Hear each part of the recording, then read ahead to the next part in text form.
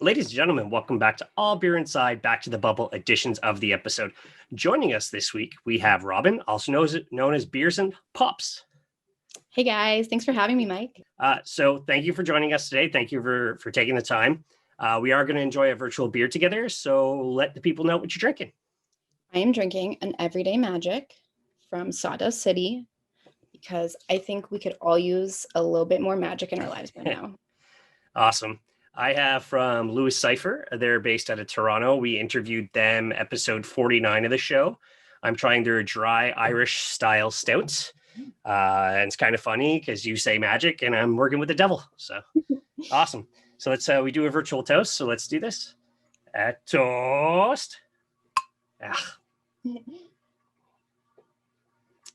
Oh yeah. Very tasty. So Beers and Pops, what's the story? What made you start that Instagram? So I have been a craft beer drinker for about 5.5 years now. I actually accidentally stumbled onto a craft beer festival, which I thought was just like a regular beer festival, and I fell in love. And I have been just obsessed with pops and collecting them for about 7 years, since like 2013. It was my first fan expo, which is sort of like a Comic-Con in Toronto. Mm-hmm. I've mentioned a few times on my page that my first purchase was the Back to the Future one, which is pretty awesome because that's like probably one of my favorite movies ever.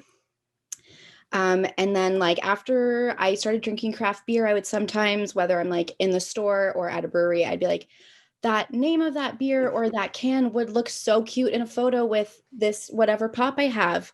And it was sort of just like a daydream at that point. And then finally I was just like, I should just do it. Like, it's a little difficult to get a lot of content because obviously like certain pops I have, like I wouldn't buy a pop just to go with a beer. I would buy it because I'm also interested in the movie or whatever it is.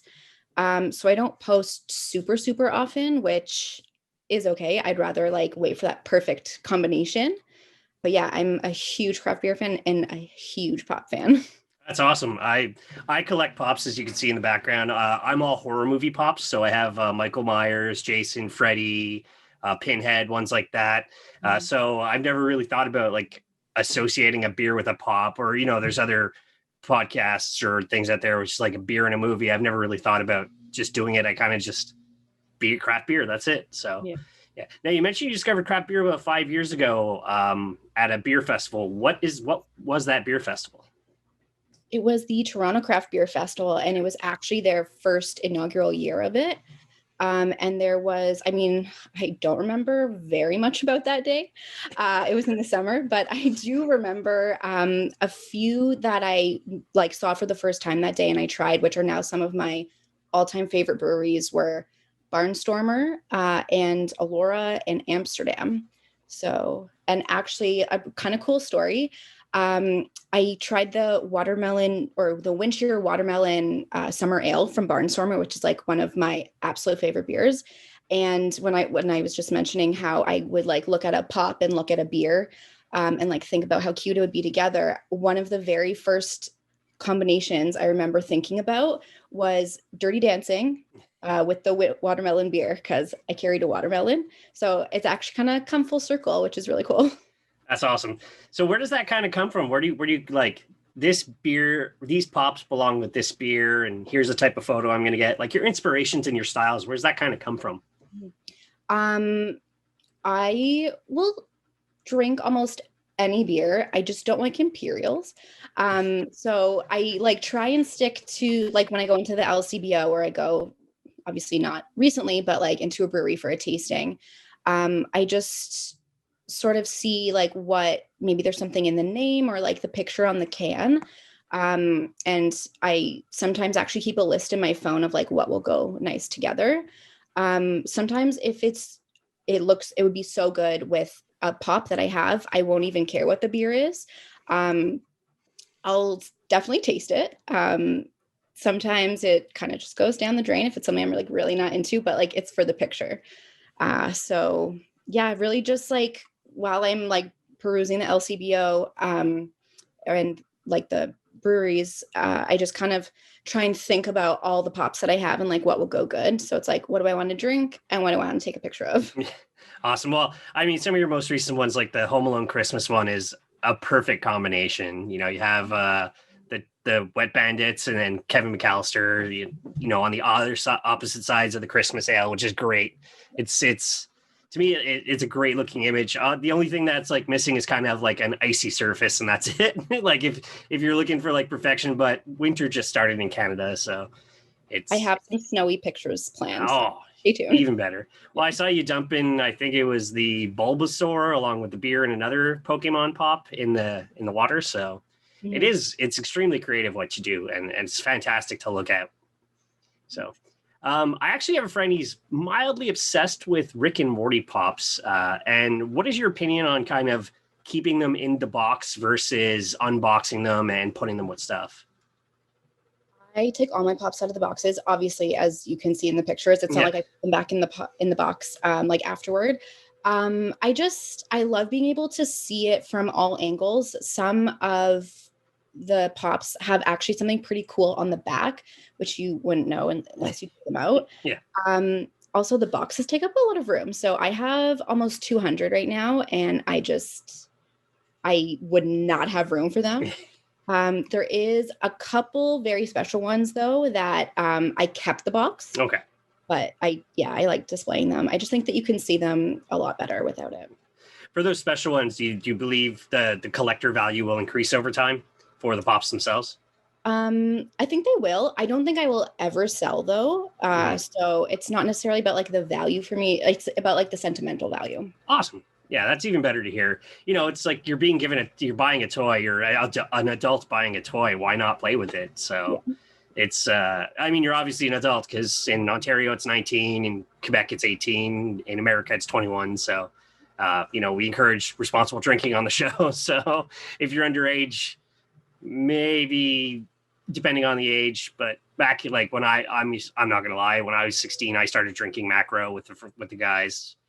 I'm sure people start younger. It's just it's not cheap to be a craft beer drinker at 16. So that's true. If when you're 18, 19, you have a job and you can afford to buy craft beer, then that's when you do it. So perfect. Have you gotten together like with a brewery to collab in any way? Actually, yes. Back in February, I went up to Muskoka with some of the IG Brew crew, and we made a collaboration beer. It was a double IPA. I don't know what they ended up naming it. I think everything sort of like fell off right after because COVID literally happened. It was like the end of February that we went. I think like then by the next weekend we're in lockdown. So it was really cool. We first got like a tour of the whole brewery, which was really nice because like I was in there once or twice before, but obviously like to see the whole how everything works. And then they actually let us like pour some, like, I think I put in one type of hop. I don't remember what it was though. And I got to like stir it a bit, which was really cool. I met a bunch of people that I've met through Instagram. I met them in person for the first time that day. And then some people that I knew. So yeah, that just coupled with the fact that it was really the last social thing I did before COVID hit. It just like, that's one of my best memories. It was really cool. Awesome. So you mentioned brewing the beer. Have you brewed a beer at your house or have you thought about home brewing? I haven't. I feel like I'm not a very good baker or cook, so I feel like I should just leave that to the professionals. I love tasting them though, and that's how I will stay. Yeah, it's easier to drink it than make it. So it's probably cheaper too. Yeah. Awesome. I see you do your Instagram little kind of beer trips. How did that kind of start too? Where your focus on you went to Barrie and Kingston and the PEC and those. What made you decide to kind of just gather those stories and make them regional brew adventures? I actually can't take all the credit for that. It was someone that I was seeing a while back. He just really loved like driving out and like I just in the region, like hitting as many breweries as we could. At the time we would like sit and have a pint or like talk to the staff there, which is like really, really fun because it's usually not like very local. So you get to sort of talk about other breweries in the area and like people that come through. And So I've actually done a couple on my own during COVID, which was like, I feel like gave me a little bit of a sense of normalcy. So yeah, I love like just driving out because there's so many places and you can't get very many, like not like the LCBO near me doesn't carry everything. So I love like being able to go out and chat with them and support them. Yeah, no, for sure. Plus, you're in the York, Toronto-ish region as well, so it's a little further out, but there's more concentrated from what I've seen. As the show, we were in Mississauga, Toronto, in September, and I was talking to my videographer. I'm like, we could literally spend a month here, interview 2 breweries a day, and still not finish. Yeah. So I'm pretty jealous. Montreal, we were pretty awesome. I don't know if you've been here since the beer scene's just been climbing here as well, and as is Toronto. I find for every 2 you're getting in the Toronto region, we're getting 1 in Montreal, South Shore, Quebec City area. So it's a good time to be a beer drinker. I definitely want to make it out there and try some stuff. Awesome. What were some of your favorites beers that you've had like on your craft beer journey? Oh my gosh. I don't even know if I would be able to pick a favorite beer, but I can definitely tell you some favorite breweries. Okay, yeah. So usually in the summer, starting maybe 3 years ago, I would go out to the Prince Edward County and Kingston area. Prince Eddie's is my favorite. I don't know if you've been there, but also their setup outside, because I always go in the summer. They have like a little volleyball net. They have like all these benches. It's so cute. And their beer is so great. I've had some sours from them. I've had some IPAs, which are really good. Honestly, I don't think I've tried a beer that I've said I won't drink that again from them. Those are awesome. Really, really good. Yeah. That's great. And somebody comes in and, you meet another Instagrammer. Let's say I come into your York region. What are some breweries you suggest I visit in the area? York doesn't really have a lot of breweries. I would probably direct you to downtown Toronto because they have some really awesome ones. So, I mean, Mill Street, I know people are they're more of like the commercial craft. There's an argument about it, but they have some really cool things. They also have like one of their separate, like it's sort of connected to the main restaurant, but they have like a smaller area and they have like more small batch stuff, which is really cool. And you can't find that stuff pretty much anywhere else. I love, Craft Beer Market. They have about 100 beers from all over, which is a really great place to go, just where you can like sort of hit everything all at once. I've sat there for just hours and ordered drink after drink. Their food is also really good. Another one I love Halo in the city. There's quite a few options. Yeah, unfortunately, when we were there, Halo was only patio, or you call it a patio, we call it a terrace in Quebec, but there was only patio and it was full. So it's walk in, buy beer, leave. That was it. So, but talking about going around for beers, when it's safe to travel again, when you can get in that cylindrical tube with recycled air, what's a beercation you want to go on? Let's say one beercation that money is the option, one beercation that money's not the option. I would say for the one where money is an option, I definitely want to go back to Prince Edward County because I mean, I haven't been there in like over a year and a half at this point. And I just miss it so much. They have so many places. It's so much fun. It's like the one thing I really look forward to every summer. And for when money is no option or it's no problem, I really want to go out west to BC. I really want to go to that area. I would have to do a lot of research first. I only know of like a couple places there right now. But yeah, I've heard that there's a lot and it's super fun. So I'm hoping to get there. Awesome. Europe or anything like that too, maybe, or? Yeah, I mean, like I would love to go to like Europe. I really want to like conquer Canadian craft beer first. I love like supporting local and buying local. So I love like when I'm at LCBO, I love looking for Ontario or Canada. But yes, definitely at some point in the future, I definitely want to get to Europe. Oh yeah, right now I'm all about supporting local. Ottawa's a hop skip. Well, for me, it's a hop skip and a jump. It's 2 hours for me, so it's head on over. One of the biggest distribution centers in Eastern Ontario is there, so it's like, oh, just go there, spend more money than I should, and then drive back to Montreal with more beer than I can drink in a day. So, which is great. So you're mentioning Prince Edward County. Is that kind of like I kind of only know Ontario, not really that well. Is that close to Kingston and stuff like that? Yes, it is. I actually usually do Prince Edward County, and then like I spend the night in Kingston because Kingston has some really good breweries as well. They're about like maybe half an hour to an hour from each other. That's nothing. Yeah, because I know there's it's 2 years ago now. I went to Kingston, hit the five breweries, like the main five breweries they had at the time. And then there was a ferry over to Wolf Island.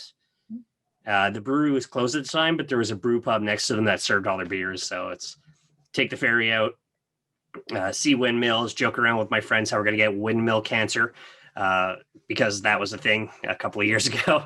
And then grab some beers and then head back and pass it on the ferry and take a quick half-hour nap. It was great. So that's Kingston's in the plans for us as a show as well. There's a bunch of breweries there that we really want to visit. So it's really great. Fun. Yeah. So how do you find you grow your audience on your Instagram?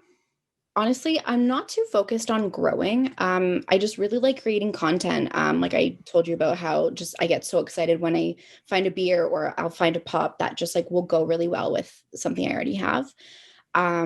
So I try not to stress about not posting so often. Like I feel like at first I was trying to do it like every other day. And then like I've gone through a couple different routines, but I now just try and post once a week. I find the holidays are a little bit easier because I have like holiday pops and there's always like holiday beers that come out. So the beers don't always necessarily go with the pops, but they're both holiday. So yeah, I just want my Instagram to be a place where I can like chat with other beer and pop lovers and have like fun conversations and make friends. Awesome. Yeah, when you get together, just bring some pops and try and associate them with beers and have all those other Instagrammers kind of share the wealth, as we like to say. So that'd be great. So you mentioned like you're going to have a little more holidays earlier on before we started recording. You're also going back into lockdown. So it sounds like you're probably going to have a little more time to focus on your Instagram. What's next for your Instagram? What's next for the Beers and Pops brand?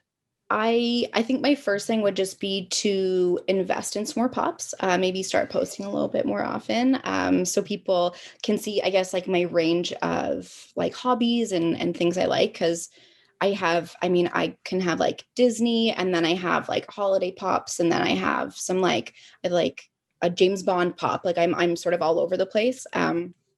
So I just creating more content and making more friends. Very cool. Yeah. It's simple, it's straightforward, and it's what you truly enjoy, and that's great. And you talking about the fact is you took time to talk to us today about it. We really appreciate it. So awesome. So before I ask you where people can find you, this episode's out on New Year's Day. So would you like to wish everybody a Happy New Year's? Absolutely. Happy New Year, everybody. Let's hope 2021 is amazing. It has a bit of everyday magic, and we can all drink together again. Awesome. Yes, and we here at All Beer Inside also wish you a happy New Year's. We're hoping for a better 2021 so we can all get together back at the brewery and enjoy some pints and tasters and stuff again. So, Salancha and toast. Awesome. Let everybody know where they can find you. So just very basic Instagram, Beers and Pops, just the word and, yeah. Even better. So we'll post all that in the show notes. So feel free to add Robyn or Beers and Pops when you have a chance after you've watched the episode. That will be posted in the show notes, so you can have a direct link to the Instagram to add it online. As for us, we're at All Beer Inside on all the social media. Allbeerinside.com is where there's the occasional release of our podcast where it's myself and the guys get together, drink some beer, and talk some BS. Not safe for work for those watching this, which is safe for work. Merch in the new year on the way, t-shirts, hopefully mugs, and etc. So every few dollars you spend, a few cents will come to the show, which helps us buy equipment and keep the show going. As well, as we say at the end of all episodes, drink craft, not crap. Cheers. Thank you very, very much.